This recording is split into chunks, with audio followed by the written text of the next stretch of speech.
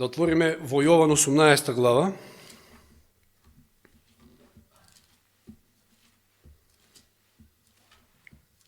Се уште тука некако ми врти паметот околу овие стихови и оваа средба на Пилат со вистината и неговиот однос кон вистината. Јован 18 глава 37 стих.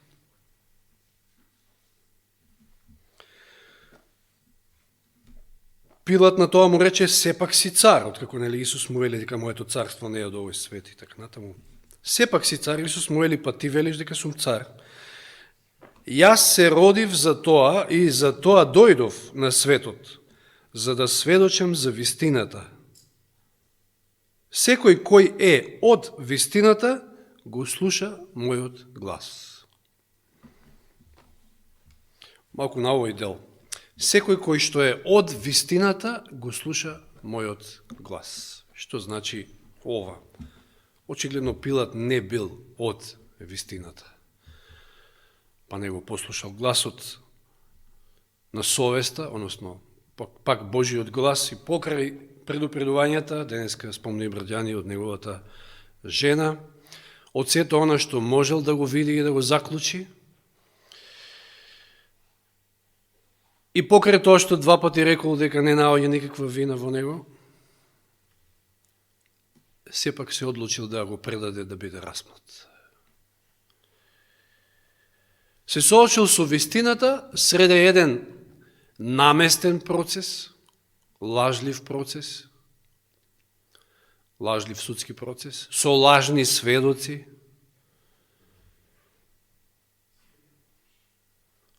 Да отвориме сега во 8 глава Јован.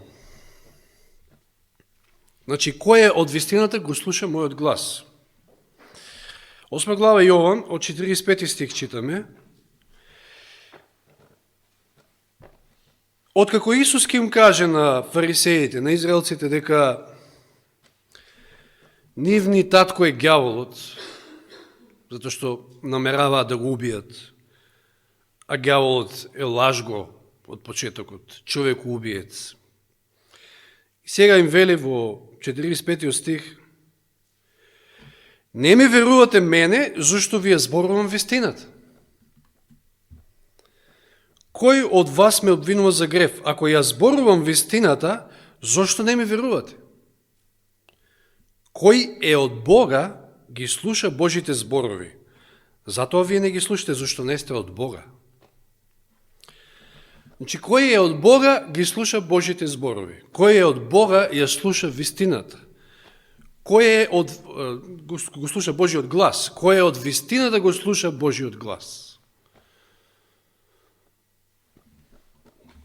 Јован 10 глава. Во главата за добриот пастир, 27 стих. Јован 10:27. Моите овци го слушаат мојот глас, и јас ги познавам, и тие идат по мене. Тие ме следат. Оние што се од Бога, оние што се од вистината, тоа се неговите овци, тие го слушаат неговиот глас. Во 10 глава понапред, тамо од 3, 4, 5 некаде стих, од 2 стих: кој влегува низ вратата, пастири на овците. Нему вратарот му отвара, а овците го слушаат неговиот глас и ги вика своите овци по име и ги изведува. Тој ги познава своите овци и по име ги знае. Кога ќе ги истера своите овци, оди пред нив и овците одат по него, зашто го познаваат неговиот глас. А потугинецот никако не одат, туку ќе побегнат од него, зашто не го познаваат гласот на тугинците. Значи, оние кои што се од Бога, оние кои што се од вистината, оние кои што се од неговото стадо, кои што се негови овци, тие го слушаат неговиот глас.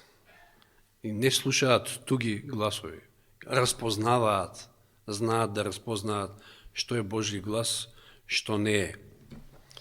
Што значи тоа да си од вистината, да си од Бога?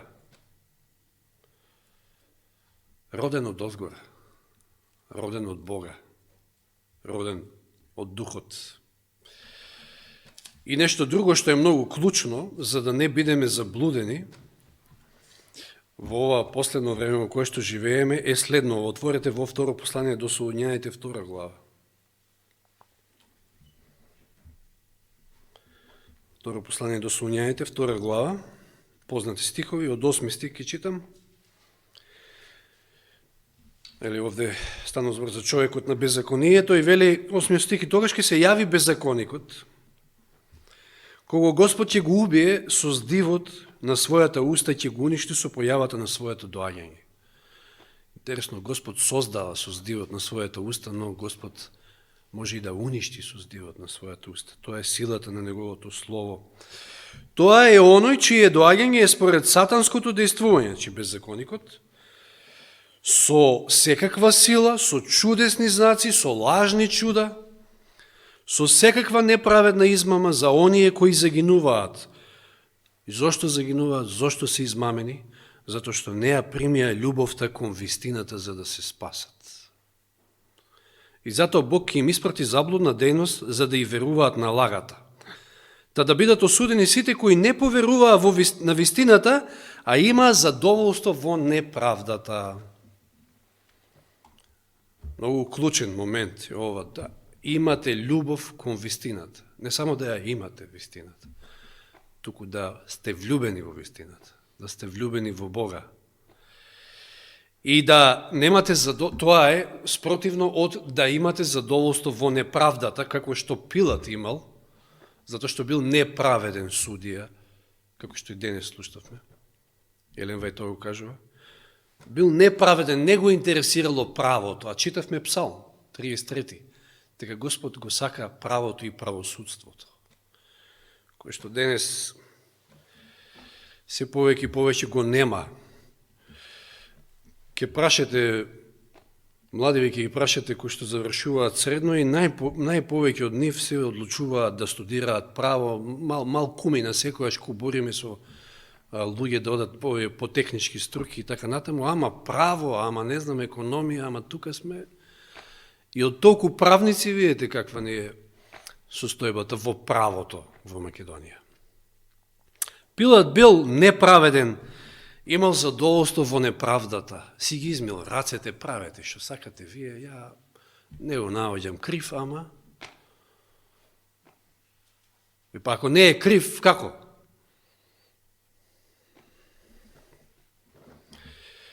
Офне и Финес биле исти како него. Наоѓале задоволство во неправдата. Знаете ли кои беа овие? Знаете си го. 1 Самуилова 2 глава. Синовите на просвещеникот и судијата, кој што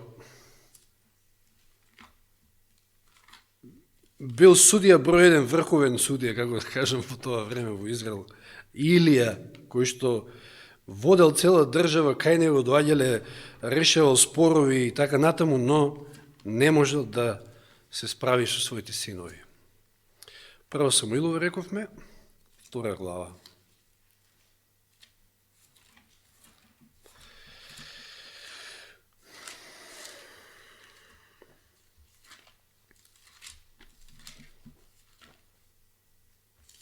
Од 12 стих. Натаму. А Илиевите синови беа недобри луѓе, зашто не се грижеа за Господа. Не се грижеа за Господа, не се грижеа ни за правда, ни за вистина, ни за ништо. Ни за правата на свештениците спроти народот.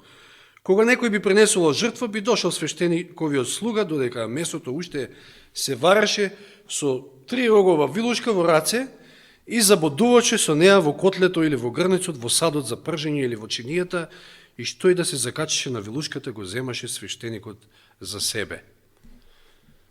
Пусто месо, а?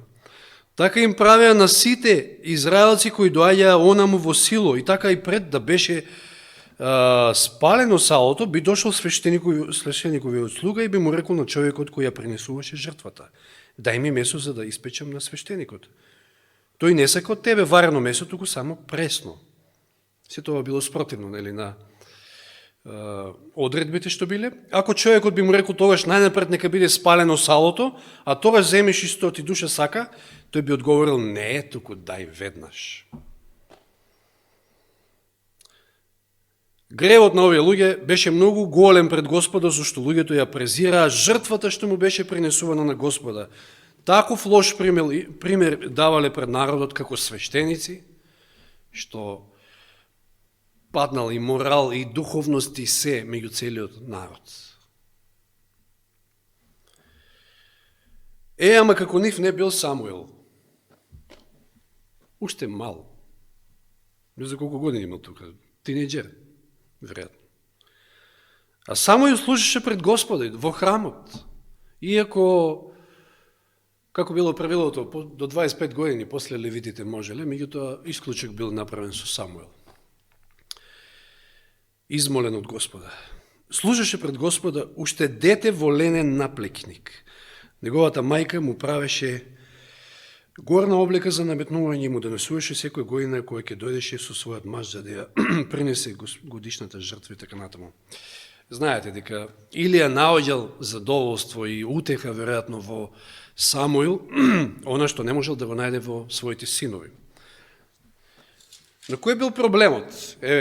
Некако ни се поклопува оваа тема, иако има допирна точка со вистината, со слушањето на Божиот глас, има допирна точка и со денешна поука што ја имавме.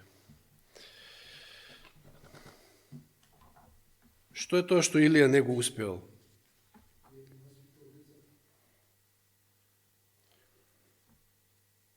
Малко еден дел само од коментарите на Елен Вајд би прочитал. 56 глава од Патриарси и пророци Илија и неговите синови. Илија бил попустлив татко, бидејќи сакал мир и угодност. Сите сакаме, нели? Сите сакаме да сме понастрана од проблеми и така натаму. И сега, за да биде мирен, да си биде на рад, него користел својот авторитет да ги исправя лошите навики и страсти на своите синови. Видите какви страсти, каква невоздржаност, мора да ја одма ваму. Не може да чека. Наместо да им се спротиставува и да ги казнува, тој се повлекувал пред нивната желба и им дозволувал да одат по своите патишти. Наместо воспитувањето на своите синови да го смета за најважна должност, тој таа задача ја занемарил. На израелскиот свештеник и судија сосема јасно му било предочено должноста со родителскиот авторитет да господари и да ги зауздува децата што му ги подарил Бог. Но Илија се повлекол пред таа должност, зашто таа од него барала да и се спротистави на волята на своите синови, да ги казнува и да им скусува по нешто. Колку е оваа слика честа, ако не и во секој дом, буквално во наше време. Неверојатно докаде отидено и самото образование денеска, нешто спомнавме, по школите. Не смееш да му писнеш ти на дете, па одма ќе те пријават, одма. Да. Јас се сеќавам во моје време, вие постарите и знаете во ваше време како било. Ја по некоја прачка сум изел. Колку и да бев, учев и така натаму, по некоја прачка јадев тамо. Имав проблеми со 8 пута 7, не знам така. Таблица множење, знам, ќе наредеше учителката 3/4 и испрашување унакрсно. И ќе промашиш, не знаеш, раката дај. Плац. Прачката. А тоа беше и библиски принцип, нели, денеска се спомна. Во крајна мера и тоа може да е. Меѓутоа, нема денеска ништо, денеска има многу Илии, за жал. Самото општество така налага. Не проценувајќи ги страшните последици што мора да настанат поради таквото негово постапување, дозволувал децата да му прават што сакаат и ја занемарил својата обврска да ги оспособи за служба на Бога и за животните должности. Илија дозволил децата да му господарат. Таткото им бил подчинет на децата. Жалосно. Никаков авторитет. И што сакате? Ако дома авторитетот детето не го почитува, што ќе почитува некој повисок авторитет? Не. Што правеле, замислите си, со самата служба? Ја обезвредниле, ја газале, го обрукале Бога. Тие немале вистинско сваќање за Божиот карактер или за светоста на неговиот закон. Или ја направил голема грешка што им дозволи на своите синови да вршат служба во светињата. Не за служба, тие не биле за оправдувајќи го нивното однесување на овој или на оној начин, станал слеп за нивните гревови. Па тоа следува, ако и сами од себе, кога се оправдуваш за некои постапки, со текот на времето, тоа за тебе е праведно. Значи, нешто што не е право станува право. Затоа што ти си наоѓаш изговори и си се оправдуваш. Сите кои во својата слепа љубов кон децата се раководат од своите склоности, дозволувајќи им на децата да ги задолуваат своите себични желби и не го истакнуваат Божиот авторитет, со тоа што ќе ги укоруваат нивните греови, а ќе ги казнуваат нивните лоши дела, јасно покажуваат дека повеќе ги ценат своите безбожни деца отколку Бога. Тие повеќе се трудат да го сочуваат угледот на своите деца отколку да го прослават Бога. Многу има што да се чита, не би одел понатаму, а овде.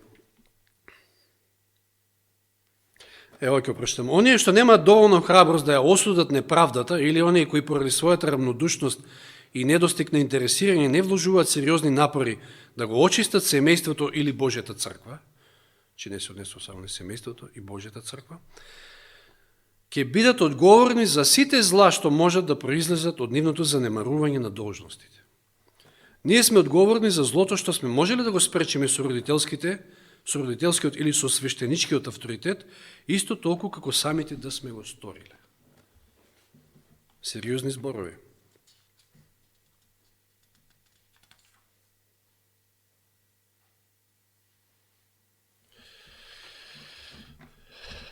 И сега во третата глава, ова е интересно сега, младиот Самуил му служеше на Господа под Илиево надледување.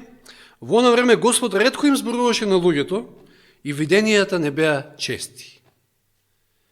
Зошто Господ ретко зборувал? Уште од времето на судиите, нели, тука е тоа. Тоа е уште, мислам, тоа време, да.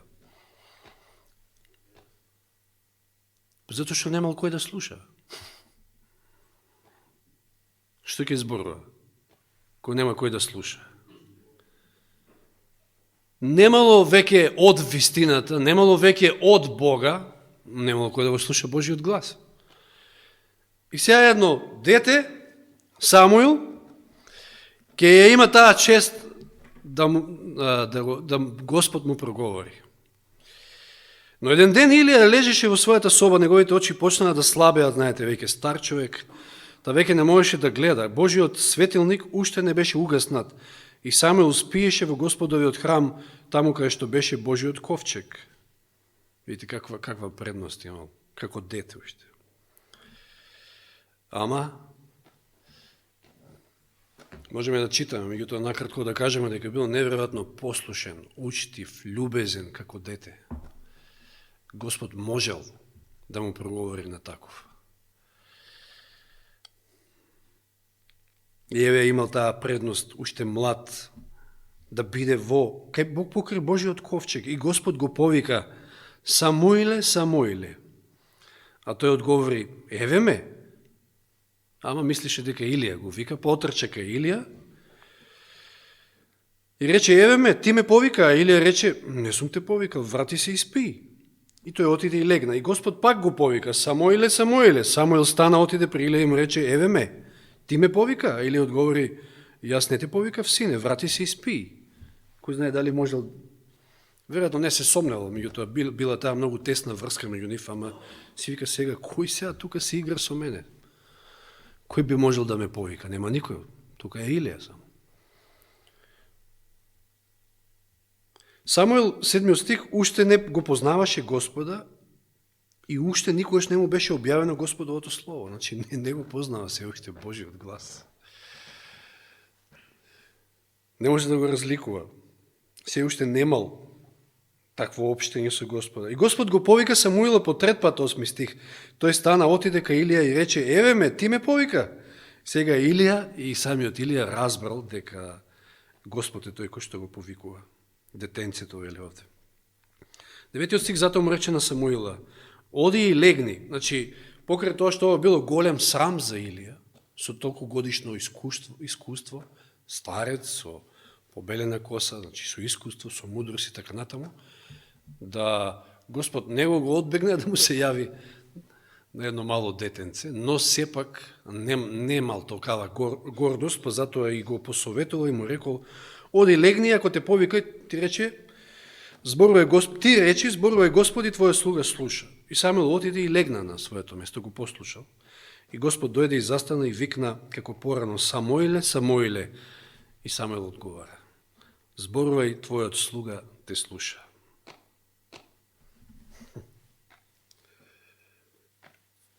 Како постапуваме ние кога Господ не зборува?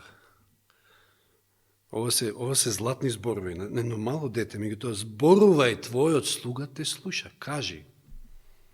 Или како што вели Исаја, еве ме мене, испрати ме мене. Тогаш Господ му рече на Самуила, еве ке направам нешто во Израел така што ќе им брчат двете уши, ќе им дзујат, во другиот превод, двете уши на секој што ќе чуе. Во оној ден ќе исполнам врз Илија се што реков за неговиот дом од почеток до крај. Знаете што рекол во втора глава таму? И дека, меѓу другите, дека неговите синови ќе умрат во еден ден. И тоа ќе се случи. Потоа во четвртата глава, за жал. И замислете си, оваа вест сега треба Самуил да му ја соопшти на Илија. Ти ќе му јавиш дека ја осудувам неговата куќа довека. Тој знаеше дека неговите синови го хулат Бога, а не ги воздржа. Не направи ништо. Видите каква е одговорноста на родителот.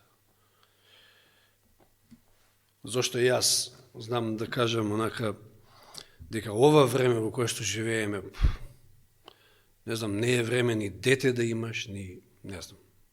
Затоа што каква е одговорноста да го воспиташ како што треба, а можеш ли да го воспиташ во вакви услови? Или треба некаде уџум да фатиш во планина, па за да можеш да го постигнеш тоа. И Елен Вајд самата го кажува во контекст на она излегувите од градовите, вели дека нема ниту еден меѓу 100, така некако гласеше цитатот, кој што би можел да успее да изгради карактер како што треба во град, среде сите искушенија и целото обкружување. Многу тешко е, камо ли дете. Уште кој ќе ви го земат сега, уште мало во градинка, па на 6 години после училиште и така натаму.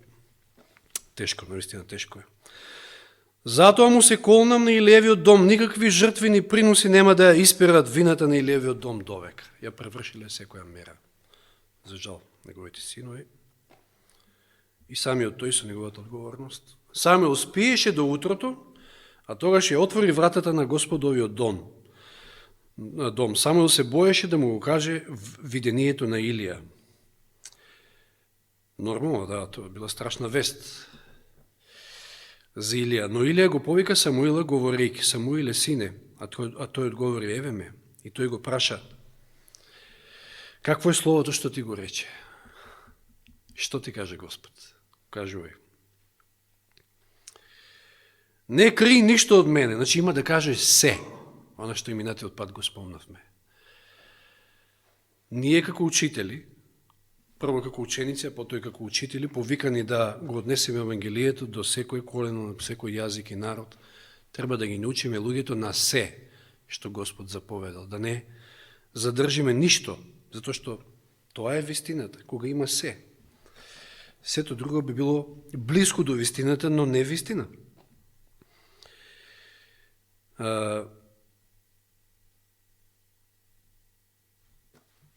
Значи, не кри ништо од мене, така да ти направи Бог и да ти додаде друго, ако ми скриеш нешто од оно што ти рекол. Или е искрен, или е сака да го знае, да ја знае Божјата реч. Самуил му раскажа се. И ништо не притаи од него. Тоа е човек од вистината, дете од вистината, дете од Бога, кој што го слуша Божиот глас и го пренесува така како што е, така како што кажал Господ. Тоа го правил и Исус, нели? Колку пати го обвинуваат и велат од каде овој ги познава писмата кога не учил во рабинските школи. Денеска видовме зашто и не учил. А тој вели, јас тоа што зборувам не е од мене, тоа не е моја наука. И немам ништо да се фалам, нити Значи, тоа што јас го кажувам е Божја наука и ако вие сакате да ја творите Божјата волја, тогаш ќе знаете. Значи, ако сте искрени, ако сакате да го следите Божјиот глас, да го следите јагнето или пастирот, тогаш ќе знаете дали ова што ви го кажуваме вистина, дали е од Бога или пак нешто јас сам од себе зборувам и барам своја слава. Значи, Самуил му раскажа се и ништо не притаи од него, а Илија рече, тој е Господ, нека прави како што ми е по волја. А можеме ли нешто, ако Господ нешто решил, можеме ли нешто да спречиме? И околу оваа ситуација што имаме на планетата.